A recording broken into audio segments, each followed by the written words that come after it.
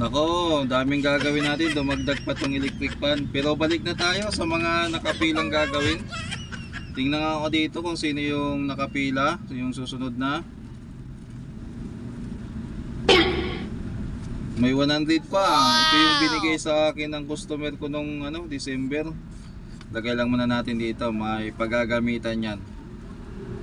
Ayun, ang nakapila pala ay si Ayun dito sa record, ang susunod pala na gagawin ay ito.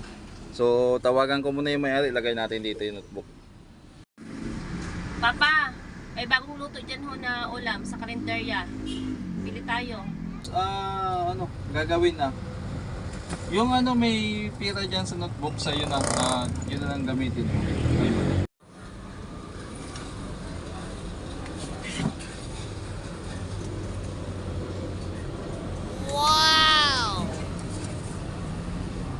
Sure ka sa akin na to?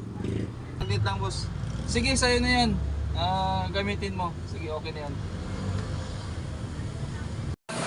Bay talaga ni Papa. Yes!